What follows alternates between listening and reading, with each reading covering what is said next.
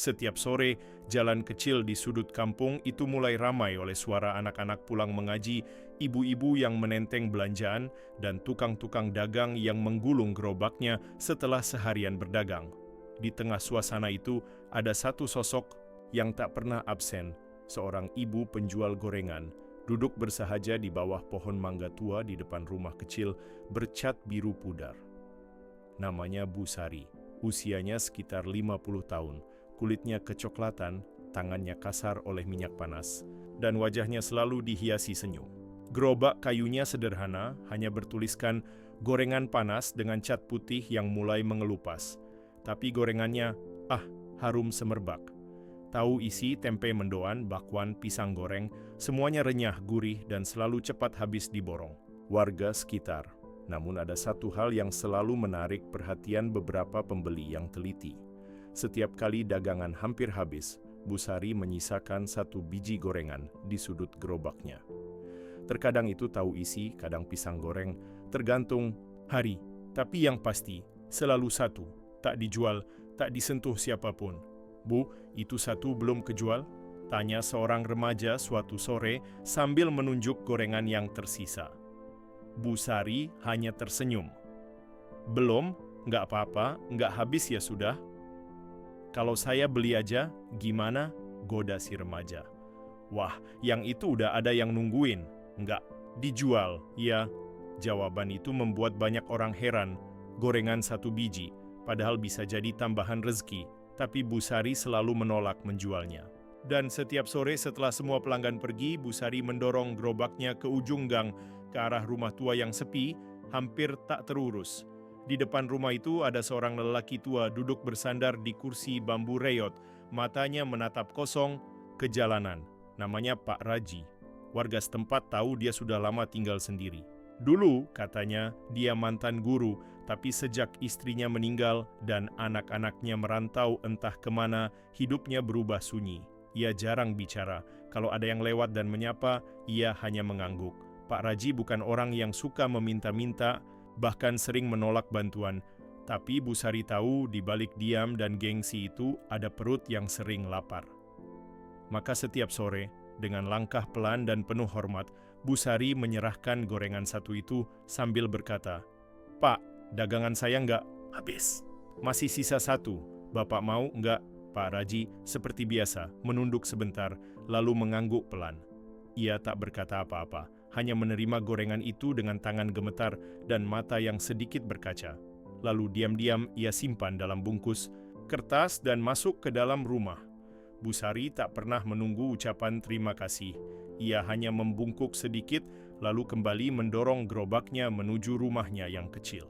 Dan begitu setiap hari berlalu, begitu pula satu gorengan itu terus disisakan, bukan karena tak laku, tapi karena hati. Suatu hari seorang ibu muda yang baru pindah ke kampung itu membeli gorengan dan memperhatikan adegan Bu Sari menyisihkan satu gorengan. "Bu, itu gorengan kok nggak dijual?" Bu Sari tersenyum kecil. "Itu buat bapak tua di ujung gang. Dia selalu malu kalau dikasih. Jadi saya bilang aja, daganganku nggak habis, terus saya titipin ke dia." Ibu muda itu terdiam, tak menyangka bahwa di tengah kerasnya hidup dan sempitnya rezeki, ada orang seperti Bu Sari yang masih menyisakan sebagian untuk orang lain dengan cara yang begitu halus dan tak menyinggung. Hari itu ibu muda itu pulang sambil termenung. Ia baru saja menyaksikan satu bentuk kebaikan yang tak diumumkan, tak dipamerkan, bahkan tidak diharapkan balasan. Kebaikan itu hidup diam-diam dalam wujud satu gorengan hangat yang dibungkus kasih sayang dan dihantarkan dengan hormat. Dan siapa pun yang tahu kisah ini pasti akan mengerti satu hal, bahwa kebaikan sejati seringkali dilakukan tanpa sorotan, tanpa tepuk tangan, dan tanpa pamrih. Seperti Bu Sari yang tak pernah absen menyisakan satu gorengan, bukan karena tak laku, tapi karena hatinya terlalu penuh untuk membiarkan ada yang kelaparan, meski hanya satu orang. Itulah awal dari kisah Bu Sari, sang penjual gorengan yang diam-diam memberi, diam-diam menyentuh hidup orang lain, dan diam-diam menjadi cahaya kecil di ujung gang yang sering dilupakan orang. Hari-hari terus berjalan dan kebiasaan Bu Sari menyisakan satu gorengan tak pernah berubah. Warga sekitar mulai diam-diam menghargai apa yang dilakukan Bu Sari. Meski tak semua tahu alasan di balik gorengan terakhir yang tak pernah dijual, tapi Mereka melihat sendiri bahwa Bu Sari bukan sekadar pedagang biasa. Ada kelembutan dalam setiap tindakannya dan ada ketulusan yang terpancar dalam caranya memperlakukan siapapun yang ia temui. Namun kehidupan Bu Sari sendiri tak sepenuhnya mudah. Suaminya sudah lama meninggal karena sakit keras dan sejak itu ia membesarkan 2 anaknya seorang diri. Anak sulungnya Riko sudah lulus SMA tapi belum mendapat pekerjaan tetap. Ia sering membantu ibunya menggoreng atau mendorong gerobak kalau sore tiba. Adiknya Tia masih kelas 3 SMP, rajin belajar dan membantu membereskan rumah. Pendapatan Bu Sari hanya cukup untuk makan sehari-hari, bayar listrik, dan sedikit uang jajan anak-anaknya. Ia tak pernah mengeluh. Baginya, hidup adalah soal ikhlas dan jalan terus. Tapi di balik semua ketegarannya, ada satu doa yang selalu ia bisikkan setiap malam ketika semua sudah tidur, "Ya Allah, jangan ambil rezekiku hari ini sebelum aku bisa membaginya untuk orang lain." Itu bukan doa untuk meminta lebih, tapi doa agar ia tidak lupa bersyukur, walau dalam kondisi serba terbatas. Sementara itu, Pak Raji, si bapak tua di ujung gang, kesehatannya mulai menurun. Kakinya makin sulit digerakkan dan kadang ia batuk-batuk panjang di pagi hari. Tapi tetap saja, ia menolak jika ada yang ingin membantu membawakan makanan atau membersihkan rumahnya. Ia seperti menyimpan kebanggaan terakhirnya dalam bentuk keengganan menerima belas kasihan. Hanya Bu Sari yang tahu cara mendekatinya tanpa membuatnya merasa dikasihani. Satu sore, hujan turun deras, udara jadi dingin dan jalanan becek. Bu Sari tak keluar berjualan. Tapi ada sesuatu yang mengusiknya sore itu. Gorengan satu yang biasanya ia antarkan ke Pak Raji. Ia melihat keluar jendela, hujan masih deras, tapi hatinya gelisah. "Rik, ibu mau ke rumah Pak Raji bentar, ya? Jaga adik di rumah," katanya pada Riko. "Ibu, hujan loh. Nanti aja kalau udah reda," jawab Riko. Tapi Bu Sari sudah mengemas 2 gorengan yang ia goreng sendiri di dapur. Ia mengenakan jas hujan tipis, mengambil payung tua yang gagangnya sudah karatan, dan berjalan menembus hujan ke arah ujung gang. Sesampainya di rumah Pak Raji, ia mendapati pintu tidak terkunci. Ia mengetuk pelan. "Pak Raji, saya Bu Sari?" Tak ada jawaban. Ia mengetuk lagi, sedikit lebih keras, lalu membuka pintu perlahan. Di dalam rumah yang gelap dan lembab, Pak Raji terbaring di lantai, tampaknya jatuh dari kursi. Wajahnya pucat dan napasnya lemah. Tanpa pikir panjang, Bu Sari berteriak, memanggil tetangga. Dalam waktu singkat, beberapa warga datang dan mereka segera membawa Pak Raji ke puskesmas terdekat. Hanya karena tindakan cepat Bu Sari lah, Pak Raji bisa diselamatkan dari kondisi dehidrasi parah dan tekanan darah yang drop. Hari itu semua warga mulai melihat lebih dalam siapa sebenarnya Bu Sari. Ia bukan hanya penjual gorengan, ia adalah tetangga sejati. Ia bukan hanya orang baik, tapi seseorang yang bersedia berkorban, bahkan ketika ia sendiri tak punya banyak. Seminggu kemudian datanglah seorang pria paruh baya ke rumah Bu Sari, mengenakan pakaian rapi dan membawa koper kecil. Wajahnya mirip dengan Pak Raji, hanya lebih bersih dan terawat. "Bu Sari, saya anaknya Pak Raji. Saya pulang setelah dapat kabar dari warga," katanya ibu yang menolong ayah saya, ucapnya dengan suara haru. Bu Sari hanya mengangguk pelan. "Saya cuma kebetulan lewat, Pak." "Tidak, Bu. Ayah saya cerita semuanya. Tentang gorengan itu, tentang perhatian ibu setiap hari, bahkan saat kami, anak-anaknya, jauh dan tak pernah benar-benar peduli. Ibu yang menjaga beliau selama ini. Saya malu." Pria itu menunduk, matanya berkaca-kaca. "Saya ingin membalas kebaikan ibu. Apapun." "Tolong jangan ditolak," Bu Sari tersenyum lembut. "Kalau ingin membalas, cukup jaga beliau baik-baik. Saya cuma berbuat sedikit, itu pun belum tentu cukup. Namun kebaikan itu akhirnya berbalik pada Bu Sari."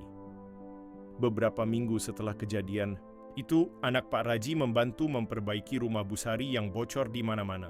Ia juga menawarkan Riko untuk bekerja di tokonya di kota, dan dalam waktu singkat, Riko mendapat pekerjaan tetap. Banyak warga kemudian ikut membantu Bu Sari.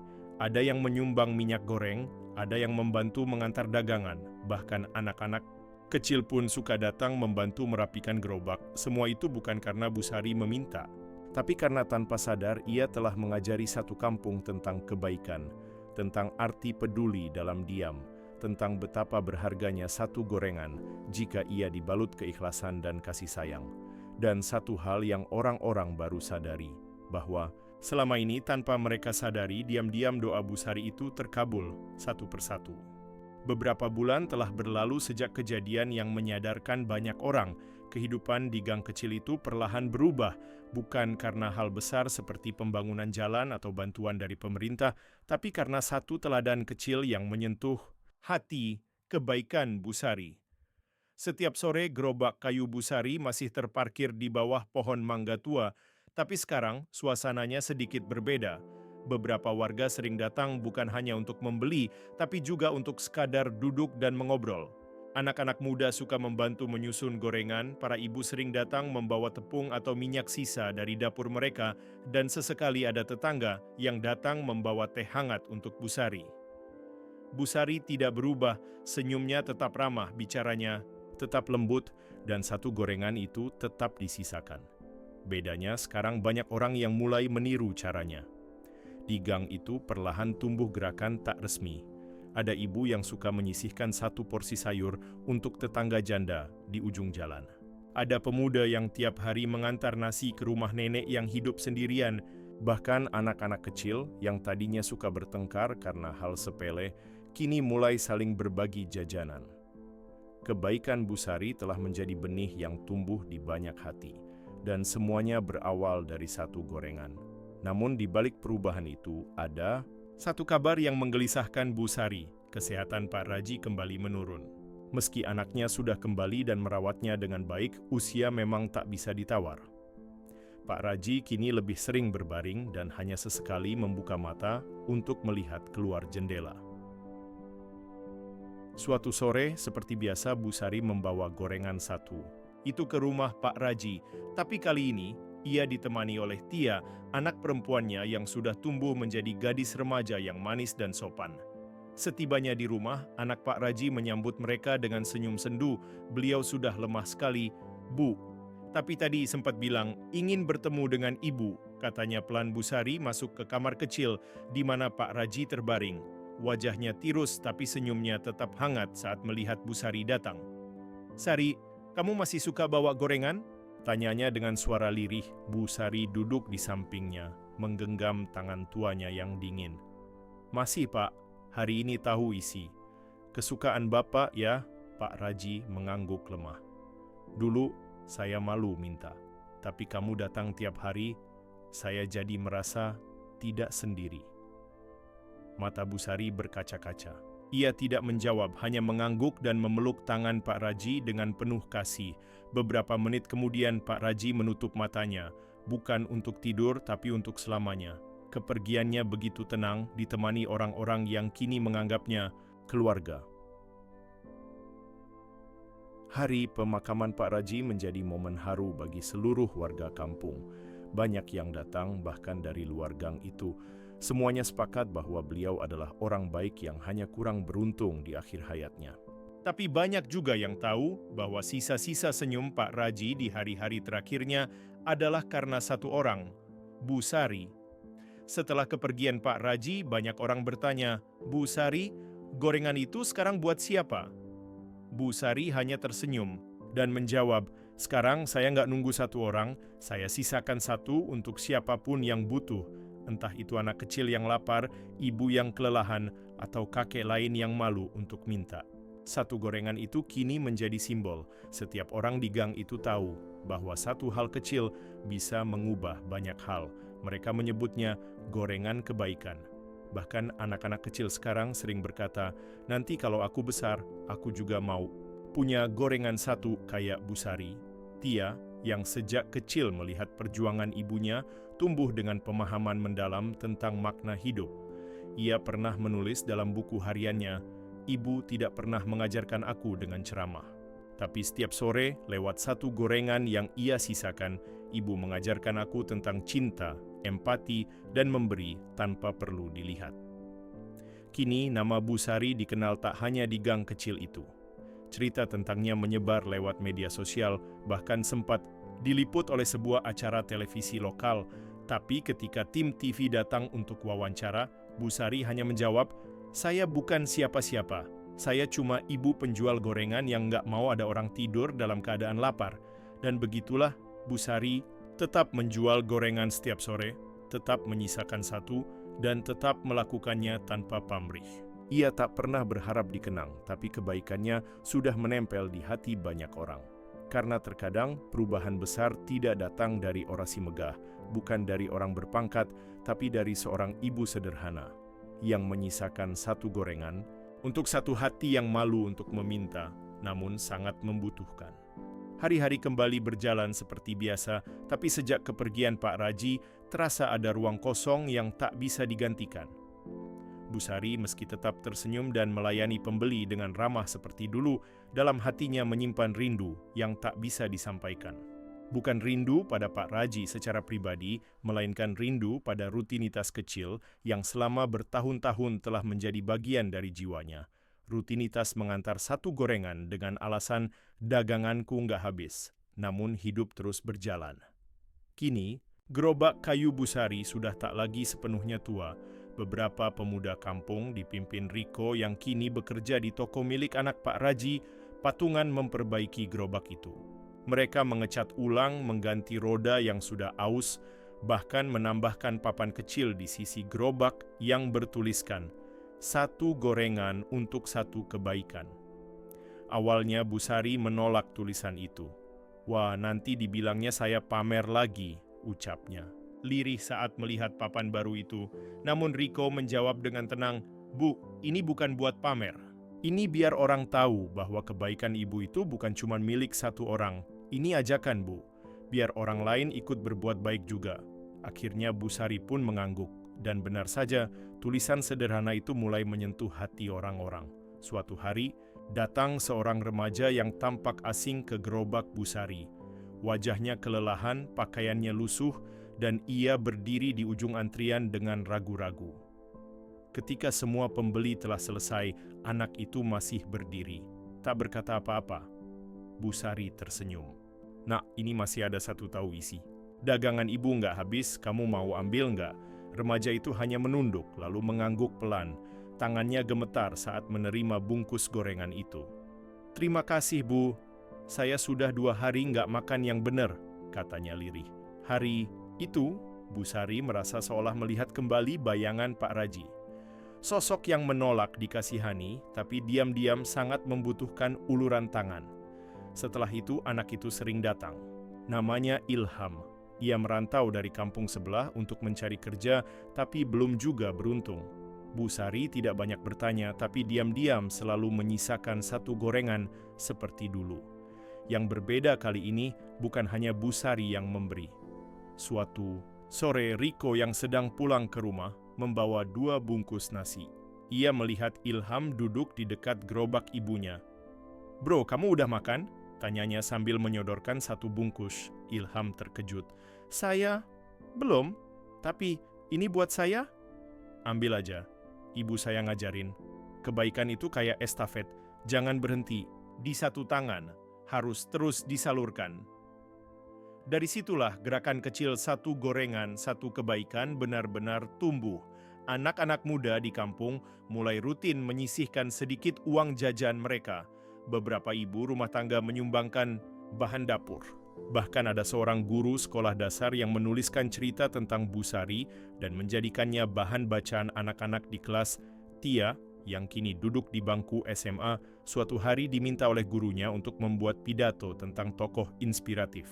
Banyak teman-temannya memilih tokoh terkenal, presiden, penemu, bahkan artis. Tapi Tia berdiri di depan kelas dan berkata dengan lantang, "Tokoh inspirasiku bukan orang besar, bukan orang terkenal. Dia hanya ibu penjual gorengan yang selalu menyisakan satu. Tapi dari satu gorengan itu, aku belajar lebih banyak dari apapun yang pernah diajarkan di buku pelajaran." Suasana kelas hening. Beberapa murid mulai menyeka air mata. Dan sejak hari itu, Banyak teman-teman Tia yang datang langsung ke gerobak Bu Sari hanya untuk melihat sendiri seperti apa ibu yang telah menginspirasi sahabat mereka. Bu Sari tidak tahu semua itu. Ia tetap menjalani hidupnya seperti biasa, bangun sebelum subuh, menyiapkan bahan, menggoreng sendiri, dan mendorong gerobaknya ke bawah pohon mangga. Sampai suatu hari datang seseorang dari luar kota, seorang penulis buku inspirasi. Ia ingin mewawancarai Bu Sari dan menuliskan kisahnya. Tapi seperti biasa, Bu Sari menjawab dengan lembut, "Saya takut nanti orang jadi mikir saya ini luar biasa. Padahal saya cuma ibu-ibu biasa yang takut tidur kenyang sementara orang lain belum makan." Penulis itu terdiam, lalu mencatat kata-kata itu. Ia tahu bahwa justru karena kesederhanaan dan ketulusannya, Bu Sari pantas diceritakan kepada dunia. Dan meskipun Bu Sari menolak masuk berita, menolak panggung, menolak penghargaan, kisahnya sudah lebih dulu hidup. Bukan di televisi, bukan di koran, tapi di hati setiap orang yang pernah menerima kebaikan kecil yang ia tanam. Bertahun-tahun kemudian saat Bu Sari sudah tak lagi kuat mendorong gerobak, giliran Tia yang meneruskan. Gerobaknya masih sama, hanya sedikit diperkuat dan diperindah. Tapi satu hal yang tidak berubah. Selalu ada satu gorengan yang disisakan, bukan karena tak laku, tapi karena warisan kebaikan itu tidak pernah mati. Ia hidup dari tangan ke tangan, dari hati ke hati, dan kisahnya tetap sederhana, namun bermakna besar. Kebaikan yang tulus tidak perlu diumumkan. Ia akan menemukan jalannya sendiri dan akan hidup jauh lebih lama dari usia siapapun yang memulainya. Pagi itu, udara terasa lebih dingin dari biasanya. Kabut tipis masih menyelimuti gang kecil tempat Bu Sari dulu biasa berjualan. Pohon mangga di ujung gang masih berdiri kokoh meski rantingnya tak serimbun dulu. Di bawah pohon itu, kini terparkir sebuah gerobak yang terlihat rapi dan bersih dengan cat baru berwarna coklat muda. Di sisi gerobak itu tertulis jelas dengan huruf timbul, "Gorengan tulus, warisan Bu Sari." Di sini kebaikan tidak dijual. Ia dibagikan. Gerobak itu bukan lagi milik Bu Sari, kini yang berdiri di belakangnya adalah Tia, putri bungsu Bu Sari yang telah tumbuh menjadi gadis dewasa. Rambutnya kini ia kepang sederhana, wajahnya bersih dan selalu tersenyum, sama persis seperti sang ibu dulu. Ia mengenakan celemek lusuh yang dulu sering dipakai ibunya saat menggoreng, seakan menjadi jubah kehormatan yang diwariskan dari generasi ke generasi. Sudah hampir setahun Bu Sari berpulang ke rahmatullah. Kepergiannya tidak tiba-tiba, tapi tetap meninggalkan duka mendalam. 1 minggu sebelum beliau meninggal, Bu Sari duduk di dipan bambu di teras rumah, memandangi matahari terbenam dan memanggil Tia. "Enduk," katanya dengan suara pelan. "Kalau ibu nanti nggak ada, kamu jangan berhenti nyisain satu gorengan." "Ya." Tia menggenggam tangan ibunya dan mengangguk, matanya berkaca-kaca. "Iya Bu, tapi buat siapa sekarang gorengan itu disisain?" Bu Sari tersenyum lirih. "Buat siapapun yang Tuhan kirim hari itu. Entah dia anak kecil, bapak tua, ibu hamil, atau orang asing yang tersesat. Kebaikan nggak butuh nama, nggak butuh alasan. Dan itulah yang Tia pegang hingga kini. Setelah ibunya tiada, ia sempat ragu. Apakah ia sanggup meneruskan semua ini? Tapi ternyata, ia tidak sendiri. Banyak orang yang dulu pernah menerima kebaikan dari Bu Sari, baik berupa satu gorengan, satu senyum, atau satu perhatian kecil, datang dan menawarkan bantuan. Riko, kakaknya, bahkan membantu membuat sistem donasi kecil. Di samping gerobak, kini tersedia sebuah kotak kaca bertuliskan, "Bantu lanjutkan kebaikan Bu Sari. Tidak wajib tapi dari hati." Setiap sore gorengan-gorengan itu tetap terhidang. Baunya menggoda siapapun yang lewat. Tapi satu hal tetap sama, selalu ada satu gorengan yang tidak dijual. Seringkali orang bertanya, "Dek, kenapa gorengan itu nggak dijual aja? Sayang loh." Tia selalu menjawab dengan senyum yang sama seperti ibunya, "Itu bukan buat dijual, itu buat seseorang yang Tuhan pilih sore ini." Suatu hari datang seorang wanita paruh baya, bajunya lusuh dan ia tampak lelah. Ia berdiri di depan gerobak dengan tatapan kosong. Tia langsung tahu, inilah orang yang dititipkan Tuhan hari itu. Ia menyodorkan satu bungkus gorengan, berkata, "Pelan, ini Bu, dagangan saya nggak habis hari ini. Kalau Ibu mau, ambil aja ya." Wanita itu menatap Tia lama, lalu menangis. Ia bercerita bahwa ia baru saja ditinggal suaminya dan tak punya cukup uang untuk beli makan malam. Anak-anaknya di rumah masih kecil. Ia sempat ragu untuk meminta-minta karena malu. Tapi Tuhan ternyata menjawab lewat seorang penjual gorengan. Hari-hari seperti itu sering terjadi. Satu gorengan yang disisakan setiap sore ternyata lebih dari sekadar makanan. Ia adalah jembatan yang menyambungkan manusia dengan manusia, hati dengan hati. Tak lama kemudian, kisah tentang gerobak gorengan tulus menyebar lagi.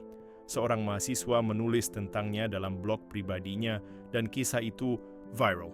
Banyak orang mulai berdatangan bukan hanya untuk membeli gorengan, tapi untuk belajar. Sekelompok anak muda dari kota datang untuk mewawancarai Tia. Mereka ingin memulai gerakan serupa di tempat mereka. "Apa resepnya, Mbah?" tanya salah satu dari mereka. "Bagaimana bisa satu gorengan membawa pengaruh sebesar ini?"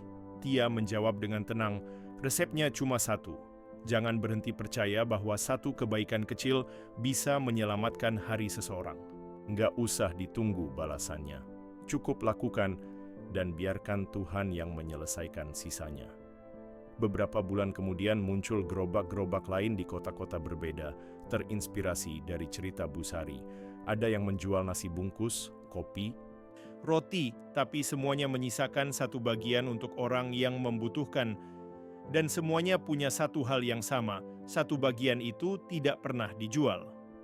Kini, meski Bu Sari sudah tak lagi ada, kisahnya hidup dalam bentuk nyata.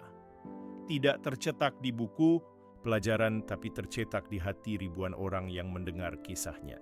Ia tidak mendapatkan penghargaan resmi, tidak mendapat gelar, tapi namanya disebut dengan penuh hormat di banyak tempat. Di malam hari saat gerobak telah digulung dan gang kembali sunyi, Tia sering duduk di teras rumah memandangi bintang. "Ibu," bisiknya, "kebaikan Ibu nggak pernah hilang." Ia tumbuh, berkembang, dan jadi pelita di tempat yang Ibu bahkan belum pernah kunjungi. Lalu ia tersenyum, karena ia tahu satu gorengan itu mungkin kecil, tapi di dalamnya terkandung cinta, harapan, dan warisan yang akan terus hidup untuk satu orang, untuk 1000 hati, untuk dunia yang lebih baik.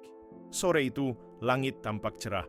Cahaya matahari mulai menguning, menembus sela-sela dedaunan pohon mangga yang masih berdiri gagah di ujung gang kecil. Di bawahnya, gerobak gorengan milik Tia sudah siap dengan berbagai jenis gorengan yang menggiurkan: bakwan, tahu isi, tempe mendoan, dan pisang goreng. Seperti biasa, satu gorengan diletakkan di wadah kecil tersendiri, dibungkus rapi, bukan untuk dijual, tapi untuk satu hati yang Tuhan pilih sore itu. Tia menata gorengan dengan sabar, dibantu oleh 2 anak kecil yang hampir setiap hari datang. Mereka bukan anak kandungnya, tapi sudah seperti adik sendiri. Mereka sering membantunya mengupas bawang, menyiapkan plastik, bahkan belajar menghitung uang kembalian. Di balik tawa mereka, tersimpan harapan yang tumbuh dari kebaikan yang dulu ditanam oleh ibunya, Bu Sari.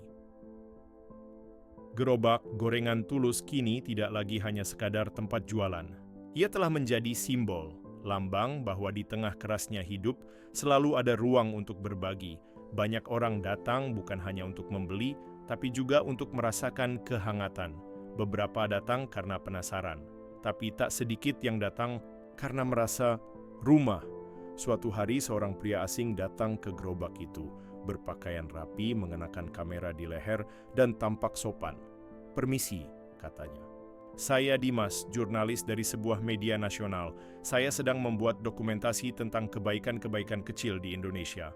Bolehkah saya wawancara?" Tia tersenyum lembut.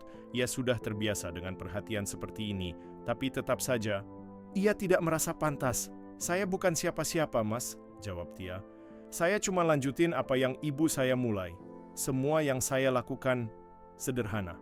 "Itu justru yang ingin kami angkat," kata Dimas. "Karena kebaikan yang paling dalam seringkali datang dari hal yang paling sederhana." Akhirnya, Dimas menghabiskan hampir 1 minggu di kampung itu.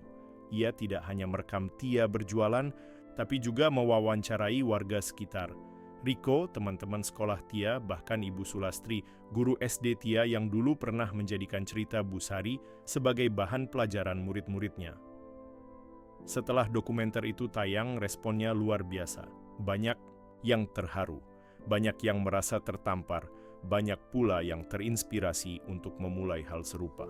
Bukan hanya gerobak gorengan, tapi berbagai bentuk kecil kebaikan, menyisakan satu bungkus nasi, satu tempat duduk di bis, satu senyuman untuk orang asing yang tampak kesepian.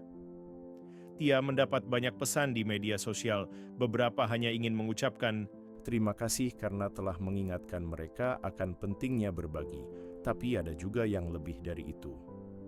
Suatu malam, Tia membuka email dari seorang wanita bernama Amalia di Medan. Isi pesannya sederhana, namun menyentuh. "Saya janda 2 anak. Dulu saya sering malu meminta bantuan. Tapi setelah nonton kisah tentang ibu dan ibu Anda, saya mulai berani menerima. Dan sekarang, saya juga mulai berbagi. 1 nasi bungkus tiap sore. Saya sebut itu nasi harapan. Terima kasih sudah memulai." Saya hanya meneruskan. Tia membaca pesan itu sambil menahan air mata. Ia sadar bahwa apa yang dulu ibunya tanam, dalam diam dan tanpa niat dikenal, telah menjelma menjadi gelombang kebaikan yang melampaui gang kecil mereka. Beberapa bulan kemudian, Tia diundang ke sebuah seminar nasional bertema kebaikan yang tak tertulis. Di sana ia berdiri di depan ratusan orang, guru, mahasiswa, tokoh masyarakat, dan bercerita tentang satu gorengan yang dulu selalu disisakan. Ia tidak menangis saat bercerita, ia tersenyum karena mengenang ibunya bukan dengan duka, melainkan dengan rasa syukur. "Saya pernah bertanya," ucap Tia di atas panggung, "apa gunanya satu gorengan? Bisa apa sih satu potong tahu isi yang nggak dijual?" Tapi ternyata, ia bisa membuat orang yang hampir menyerah menjadi bertahan. Bisa membuat orang malu untuk meminta menjadi berani menerima. Dan bisa mengajarkan satu bangsa bahwa berbagi tak harus besar. Saat ia turun dari panggung, banyak orang menyalaminya. Tapi yang paling menyentuh adalah seorang anak laki-laki yang mendekat dan berkata, "Kak Tia, aku juga mau nyisain satu. Tapi bukan gorengan, aku suka bikin roti bakar di rumah.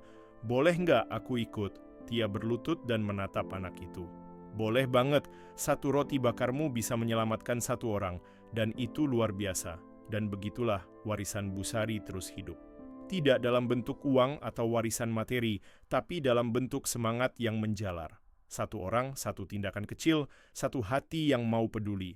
Gerobak itu kini tidak hanya ada di gang kecil, tiruan gerobaknya muncul di banyak tempat. Kota-kota besar, desa-desa terpencil, bahkan luar negeri, semua terinspirasi dari satu ibu sederhana yang menyisakan 1 gorengan.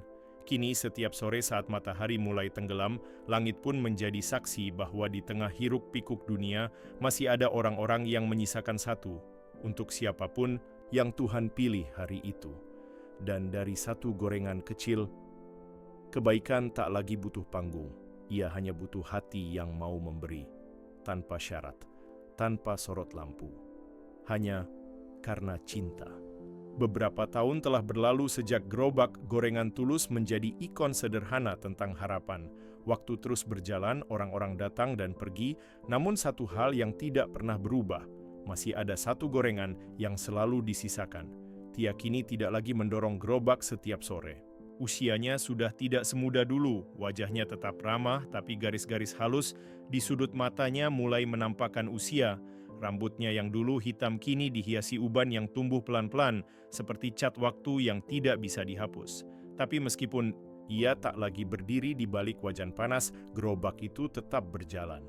Kini dijalankan oleh para pemuda dan pemudi kampung yang dulu belajar darinya dan dari cerita tentang Busari, ibunya. Gerobak yang dulu hanya 1, kini ada 5. Menyebar ke desa-desa sekitar, semua membawa semangat yang sama. Menjual dengan jujur, menyisakan dengan tulus.